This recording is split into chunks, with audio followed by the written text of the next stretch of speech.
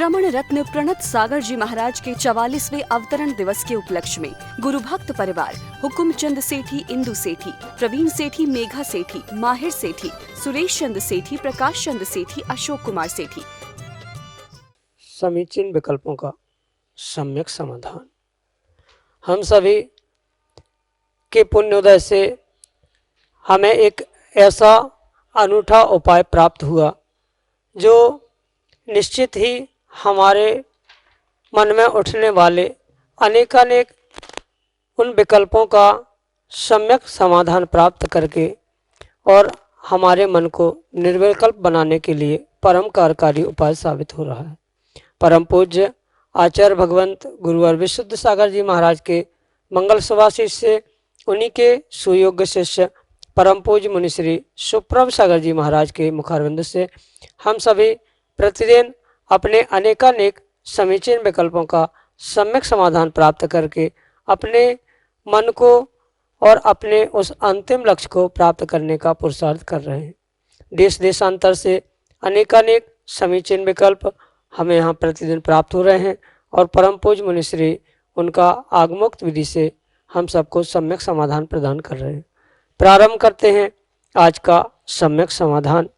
और आज का पहला विकल्प चिरगांव झांसी उत्तर प्रदेश से आयुषी जैन परम पूज्य मुनिश्री के चरणों में बारंबार नमोस्तु निवेदित करते हुए अपना समीचीन विकल्प रख रहे हैं कि महाराज जी, हमारी समाज में महावीर जयंती के दिन कैसा आयोजन किया जाए जिससे कि हमारे जीवन में कुछ सक्रिय बदलाव आए।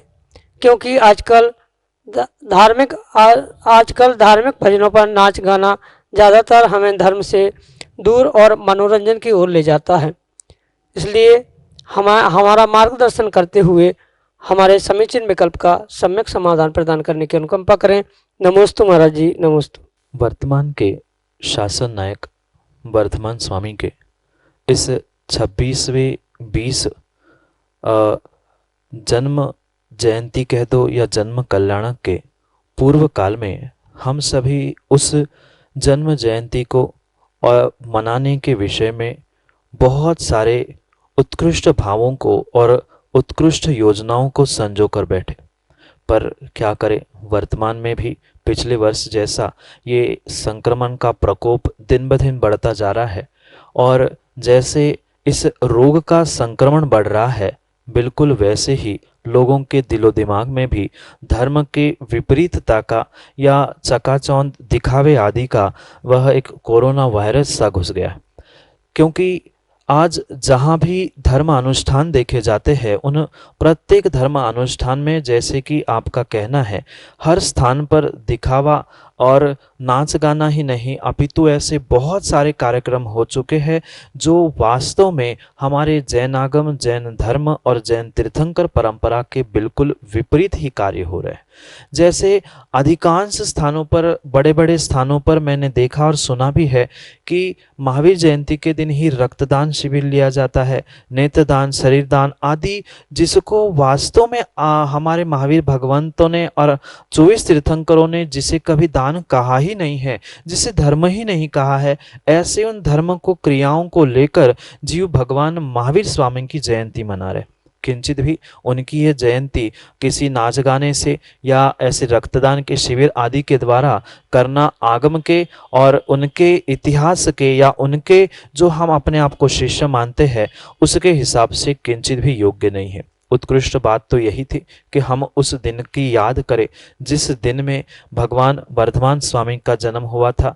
जैसे घर में एक छोटे से बालक का जन्म होता है तो घर के माता पिता परिवारजन खुश होते हैं। यहाँ तो 3 लोक के नाथ जन्मे थे, तो उस दिन का, उस क्षण का आनंद का हम अनुभवन करें कि 3 लोक के नाथ जिस माँ के कुक्षी से जन्मे होंगे, उस माता पिता के घर में, परिवारजनों में और पूरे नगर राज्य आदि में क्या उत्साह और आनंद का माहौल होगा। वास्तव में उत्साह आनंद के साथ सहजता से ही अगर नृत्यगान हो रहा है तो किंचित भी उसको विकल्प करने की आवश्यकता नहीं है। पर आज मात्र उसके पीछे जो दिखावा चल रहा है वह भी परम सत्य बात नहीं, क्योंकि सहजता में, भगवान की भक्ति में या ऐसा कुछ उत्कृष्ट कार्य जो हमारे आत्मा को, आत्मा के आनंद को हिला देता है, ऐसी क्रिया होने पर सहज ही पैर का थिरकना, मन का थिरकना, मुख से गीत निकलना ये स्वाभाविक था। पर ये परिपूर्ण रूप से भगवान की भक्ति में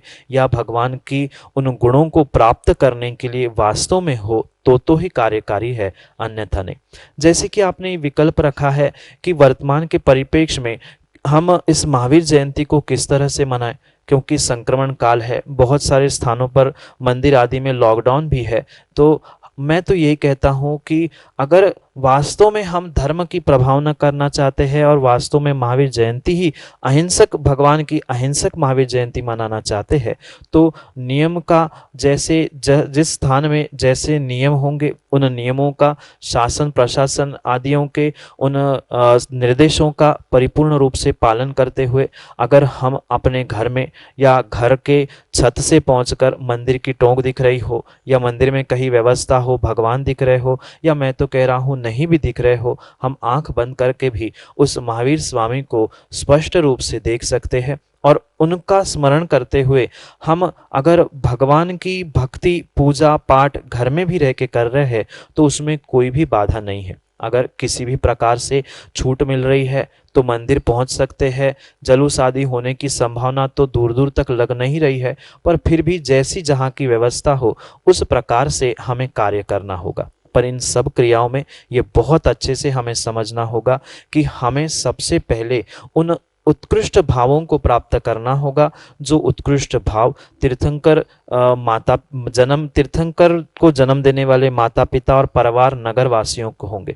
बिल्कुल उन निर्मल भावों के साथ अगर हमने परोक्ष रूप से भी भगवान की भक्ति की है, क्योंकि हम सिद्धों की भी जो आराधना करते हैं वो भी परोक्ष रूप से करते हैं, ऐसे ही कभी कभार अरिहंतों की भी आराधना हम अगर परोक्ष रूप से सच्चे भावों से बिल्कुल तन मन से करेंगे तो नियम से कर्मों की निर्जरा होते हुए हमारे इस आने वाले समय में जो हम महावीर जयंती इस 26वीं 20 की ये जो महावीर जयंती मनाने जा रहे हैं वह वास्तव में एक ऐसी महावीर जयंती मने कि जो हमारे जीवन में आज तक बदलाव नहीं हुआ था, ऐसे बदलावों को धारण करने वाली बने। कुछ ऐसे संकल्प हम ले ले कि जो महावीर भगवान की ये द्वादशांग वाणी है, उनके जो सिद्धांत है, नए अनेकांत प्रमाण आदि आदि की जो व्याख्या है, उनको जीवन में आत्मसात करने का प्रयास करें।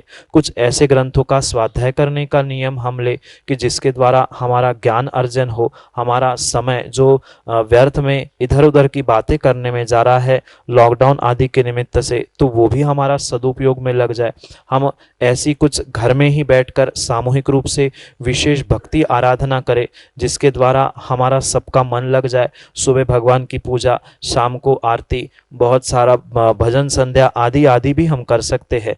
पर उन सब में ये भी बात समझ लेना कि स्थान, द्रव्य, क्षेत्र, काल, भाव, इन सब का हमें विशेष रूप से ध्यान रखते हुए कार्य करना होगा। उन सभी कार्यों में ये भी हम समझे कि अगर हम बाहर पहुंचकर जुलूस नहीं बना पा रहे, हमारे घर में जितना स्थान है उतने ही आनंद से हम वहीं पर एक परिक्रमा लगा ले। मंदिर में जो व्यवस्थापक भीतर का 2-4 लोगों को छूट है वह वहीं पर कुछ ऐसी संयोजना बना ले। ऐसे बहुत सारे आयोजन हम अपने घर में बैठकर, समाज के दौर में बैठकर निर्णय करते हुए कर सकते हैं। पर वास्तव में उनके सिद्धांतों को, उनकी अहिंसा को अगर हमने जीवन में उतारा या एकाध ग्रंथ पढ़ने का संकल्प ले लिया तो ही हमारा जीवन बदल सकता है। ऐसे उत्कृष्ट कार्यों से हम आने वाली इस कोरोना से प्रभावित महावीर जयंती को बहुत उत्साह के साथ मना सकते हैं। जो कोरोना से पीड़ित है वह प्रत्येक जीव सुख को प्राप्त हो जाए। जैसे तीर्थंकर महावीर स्वामी की निर्मल भावना थी कि संसार का प्रत्येक जीव सुखी हो जाए। जियो और जीने दो, का सूत्र देने वाले ऐसे भगवान महावीर स्वामी के उस सूत्र को हम भी जीवन में उतार ले कि हम भी कोरोना के साथ सुरक्षित जिए और संसार का प्रत्येक प्राणी उससे लड़ते हुए सुरक्षित जीने का अधिकार कर्तव्य को प्राप्त करे, तो ही हमारी ये वास्तविक महावीर जयंती मनाना कार्यकारी होगा। और इसी प्रकार से अनेक आयोजनों को और उस आयोजन के साथ मुख्य आत्मा के उन्नति का प्रयोजन, अहिंसा का प्रयोजन हम ध्यान में रखेंगे तो नियम से हमारी ये महावीर जयंती मनाना सार्थक हो जाएगी। हम भी अपने जीवन में ज्ञान दर्शन चारित्र को वर्धमान करें, तभी ये वर्धमान जयंती महावीर जयंती हमारे जीवन में बदलाव ला सकती है, अन्यथा नहीं ला सकती। यही आपके लिए सम्यक समाधान। अगला विकल्प जयपुर राजस्थान से नेमीचंद जैन छावड़ा परम पूज मुनिश्री के चरणों में बारंबार नमोस्तु निवेदित करते हुए अपना समीचीन विकल्प रख रहे हैं कि महाराज जी, जैन दर्शन के प्रकांड ज्ञाता जिन्हें कलिकाल सर्वज्ञ कहा जाता है, ऐसे आचार्य भगवान वीरसेन महाराज की जीवन गाथा तथा उन्होंने कौन कौन से ग्रंथों की रचना की, इस बारे में पूर्ण जानकारी प्रदान कर हमें अनुग्रहित करने की अनुकंपा करें। नमोस्तु महाराज जी, नमोस्तु।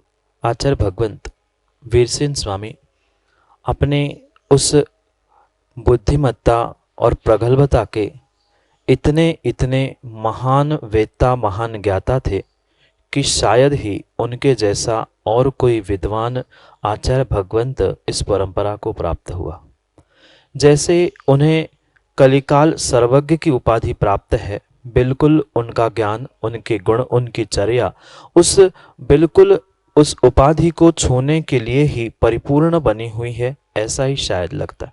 भले ही केवल ज्ञान उनके पास नहीं था, पर केवल ज्ञान के बिल्कुल तुल्य जो श्रुत ज्ञान की अथाह गहराई जो उनके पास थी, शायद उसके लिए ही अनेकानेक आचार्य भगवंतों ने अपने ग्रंथ के प्रारंभ में ही उनके उस विशाल व्यक्तित्व को और कृतित्व को नमस्कार करते हुए, अनेक उपाधियों से उनको स्मरण करते हुए अपने ग्रंथों का मंगलाचरण किया। जैसे हरिवंश पुराण में आचार्य जिनसेन प्रथम स्वामी कहते हैं कि ये कवि चक्रवर्ती थे। धवला की प्रशस्ति में भी और आदि पुराण में भी आचार्य भगवंत उन्हें कवि वृंदारक के उपाधि से सुशोभित करते हैं। साथ साथ ऐसी अनेक बहुत सारी उपाधियां उनके ज्ञान और चारित्र को देखकर जो दी गई है, वह वास्तव में उनके लिए ही शायद बनाई गई थी, ऐसा ही कुछ लगता है। क्योंकि मात्र उनका ज्ञान कोई ऊपरी दिखावे का या कागज पे उतारने के लिए नहीं था, अपितु वे जितने सिद्धांत के पारंगत विद्वान थे, उतने ही उनके पास ज्योतिष, गणित, काव्य, न्याय, दर्शन, तर्क आदि प्रत्येक आगम के पहलुओं को उनके पास तलस्पर्शी ज्ञान उनके पास था। और शायद इन सर्वांगीण ज्ञान का उनके पास भंडार होने से ही उनको कलिकाल सर्वज्ञ के रूप में आचार्य भगवंतों ने इस वर्तमान की अपेक्षा में कहा गया है। उन आचार्य भगवंतों के उस ज्ञान और ज्ञान के ही नहीं, अपितु उनके उस लेखन आदि के द्वारा जो उन्होंने षटखंडागम जैसे महान कृति पर 72,000 श्लोक प्रमाण का जो धवला ग्रंथ लिखा है, वास्तव में अगर उस ग्रंथ का किसी व्यक्ति ने अध्ययन किया तो वो ही समझ सकता है कि उनके ज्ञान को पार नहीं किया जा सकता। मात्र इतना ही नहीं, अपितु वीरसेन स्वामी ने अपने उस धवला टीका के उपरांत जो कषाय पाहुड़ ग्रंथ था, उस कषाय पाहुड़ ग्रंथ पर भी आचार्य भगवंत ने जय धवला नाम की टीका लिखी, और वह भी छोटी मोटी नहीं, अपितु 20,000 श्लोक प्रमाण उन्होंने उसमें भी श्लोकों का व्याख्यान और उसकी टीका के रूप में उसका विस्तार से वर्णन किया। पर क्या करें, अल्प आयु होने के कारण से वह विषय पूर्ण नहीं हो पाया, और उनके उस विषय को 40,000 श्लोक प्रमाण आगे जिनसे द्वितीय आचार्य महाराज हुए, उन्होंने उनके उस विषय को पूर्ण कर दिया। इतना ही नहीं, वे इतने अपने आप में निस्पृह थे कि उन्होंने कहीं भी अपने स्वयं के नाम का उल्लेख किसी ग्रंथ में किसी स्थान पर किंचित भी नहीं किया, अपितु उनके उस धवला, जय धवला आदि की टीका की प्रशस्ति में अवश्य उनके गुरु और गुरु परंपरा का नाम प्राप्त होता है। उनके उस धवला टीका के अनुसार आर्य नंदी आचार्य महाराज को वो अपने गुरु घोषित करते हैं और दादा गुरु के नाम पर वह चंद्रसेन आचार्य भगवंत को स्वीकार करते। पर जो श्रुतावतार की जो पुस्तक आई है, उस श्रुतावतार के अनुसार बप्पदेव नाम के महाराज के पास उन्होंने सिद्धांत आदि का ग्रहण किया और वहां से पुनः स्थान पर पहुंचकर उन्होंने उस सिद्धांत की जो ज्ञान अर्जन गुरु से किया था, उसको ही उन्होंने धवला और जय धवला की टीका रूप में लिपिबद्ध कर दिया।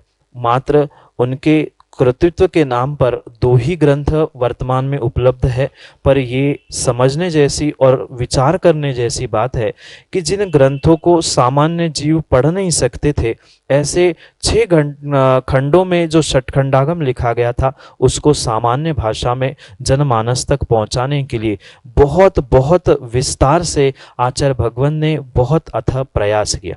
साथ साथ ये बात भी समझना कि जो गणित और सिद्धांत की लौकिक और पारलौकिक व्याख्या आचार्य भगवंत ने अपने इन टीका ग्रंथों में की है, वह वास्तव में उनकी ज्ञान की प्रगल्भता और ज्ञान की गहराई को हम सबको देने के लिए एक उत्कृष्ट साधन बन रही है।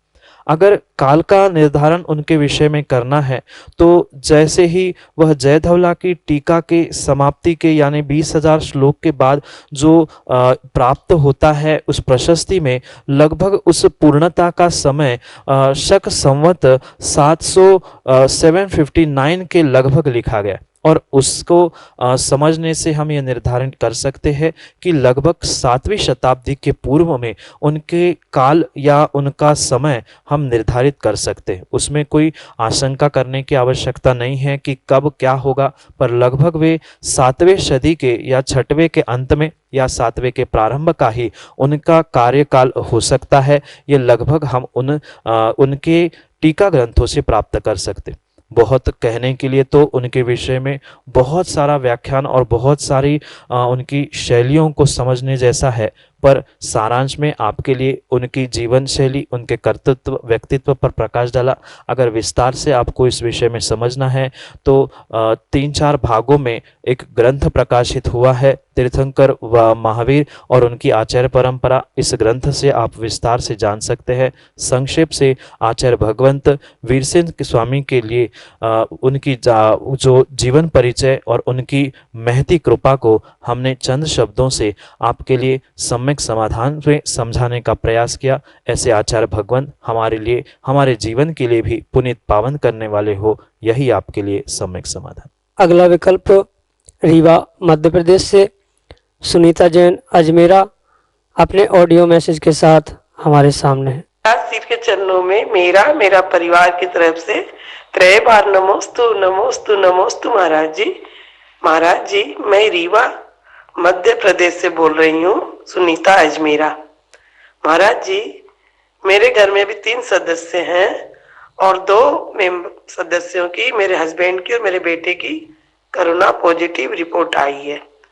मैंने भी टेस्ट कराया है,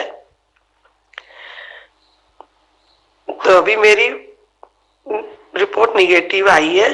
महाराज जी, मैं स्वाध्याय करने के लिए जिनवानी छू सकती हूँ क्या, या मेरे हस्बैंड स्वाध्याय कर सकते हैं क्या शास्त्र जी को लेकर के? कृपया मेरी शंका का समाधान कीजिए। नमोस्तु महाराज जी, नमोस्तु। बहुत अच्छी बात और बहुत निर्मल परिणाम है माँ कि इतनी विषमता होने पर भी आपके स्वाध्याय करने के और आपके परिवार के स्वाध्याय करने के भाव हो रहे हैं। ये वास्तव में एक प्रशंसनीय ही भाव है, क्योंकि बीमारी आने पर हर कोई आराम फरमाना चाहता है, पर जो स्वाध्याय के भाव आप सभी ने संजोए हैं वह वास्तव में प्रशंसनीय है। और जो आपने ये विकल्प रखा है कि पॉजिटिव होने पर क्या स्वाध्याय कर सकते हैं, अगर वास्तव में घर में आपके पास जिनवाणी है और आप जिनवाणी पढ़ने में रुचि रखते हो तो किंचित भी स्वाध्याय करने में कोई भी हर्ज नहीं है। पर ये बात अवश्य ध्यान रखें कि हम द्रव्य, क्षेत्र, काल और भाव इन सब की शुद्धि अवश्य करते रहे। माना कि अगर जो पॉजिटिव रिपोर्ट आने वाले 2 सदस्य हैं वे भले ही पॉजिटिव है, पर उन्हें अगर स्वाध्याय करना है तो वह ऐसे स्थान का चयन करे जहाँ पर अशुद्धि नहीं है, माना कि अगर वह पलंग पर है तो पलंग पर बैठे बैठे वह ना पड़े, उसे नीचे उतरकर चटाई पे, टेबल, कुर्सी आदि पर बैठकर अवश्य स्वाध्याय कर सकते। साथ साथ अगर ये विकल्प है कि उनके छुए हुए ग्रंथों को आपको, आपका ऐसा है तो आप फिटकरी आदि द्रव्यों से हाथ वगैरह की शुद्धि कर सकते हैं। साथ साथ मात्र ग्रंथ ही नहीं, आजकल तो वर्तमान में हाईटेक ज़माना है, ई मीडिया के द्वारा भी हम ग्रंथों का स्वाध्याय कर सकते हैं। अगर साक्षात ग्रंथ नहीं भी है कागज़ वाले तो स्वयं के मोबाइल में उन ग्रंथों को आप डाउनलोड करते हुए उसका भी स्वाध्याय कर सकते हो। पर आगम के परिप्रेक्ष्य में मात्र बुखार, कोरोना, ये निमोनिया, जितनी भी बीमारियां है, ऐसी बीमारियों में व्यक्ति स्वाध्याय परिपूर्ण रूप से कर सकता है और वो भी स्वाध्याय द्रव्य श्रुत का भी कर सकता है। जैसे ये जिनवाणी द्रव्य श्रुत है, आपके मोबाइल में डाउनलोड हुई जो भी जिनवाणी होगी वो भी आप पढ़ सकते हैं, ग्रंथों को भी पढ़ सकते हैं। साथ साथ टीवी, मोबाइल, यूट्यूब आदि के द्वारा जो आपको जिनवाणी का प्रचार प्रसार हुआ करता है, प्रवचन, देशनाएं आदि प्राप्त होती है, आप उनको भी सुन सकते हैं। वो तो आप जहां बैठकर और जैसे बैठकर सुन सकते हैं वैसे सुन सकते हैं। मात्र द्रव्य श्रुत का अध्ययन करते समय इतना अवश्य ध्यान रखें, पलंग पर या अशुद्ध स्थानों पर हम ना बैठे, अशुद्ध वस्त्र नहीं हो, अशुद्ध हाथ पैर नहीं हो। इतनी अगर शुद्धि का ध्यान रखते हुए अगर निर्मल भावों के साथ आप उन ग्रंथों का स्वाध्याय करना चाहते हो तो अवश्य कर सकते हैं। उसमें कोई विकल्प करने की आवश्यकता नहीं है। आप स्वाध्याय करें और शीघ्र ही अपने उस कोरोना पॉजिटिव को कोरोना नेगेटिव में बदलते हुए शीघ्र ही स्वास्थ्य लाभ तो प्राप्त करें, यही आशीष के साथ सम्यक समाधान। अगला विकल्प अमरावती महाराष्ट्र से अनन्य गुरु भक्त परिवार परम पूज्य मुनिश्री के चरणों में बारंबार नमोस्तु निवेदित करते हुए कह रहे हैं कि गुरुदेव, वर्ष 2017 का द्वितीय वर्षा योग अमरावती महाराष्ट्र को प्राप्त हुआ और उस वर्षा योग के दौरान हमारे परिवार में ऐसा परिवर्तन हुआ कि जिसकी हमने कभी कल्पना भी नहीं की थी। ये सब आपके आशीर्वाद से, आपकी अनुकंपा से संभव हुआ है। आपकी अनुकंपा ऐसी ही बनी रहे। इसी भावना के साथ हमारा समीचीन विकल्प है कि संसार में दुख का कारण क्या है। हमारे समीचीन विकल्प का सम्यक समाधान करने की अनुकंपा करें। नमोस्तु महाराज जी, नमोस्तु। संसार में दुख का अगर कोई एकमेव कारण, एकमेव हेतु है तो उसका नाम अज्ञान है। अज्ञानता के कारण ही जीव वर्तमान में उस दुख को प्राप्त कर, चाहे किसी विशेष शब्दों का ज्ञान हो या सत्य के विषय में अज्ञान हो या वस्तु स्वरूप के विषय में अज्ञान हो, उस अज्ञान को हम स्थान और समय पर अनेक प्रकार के नाम दे सकते हैं। जैसे मिथ्यात है, अविरति है, प्रमाद है, कषाय है, ये सभी कुछ उस अज्ञान के ही पर्यायवाची नाम कहे जाते।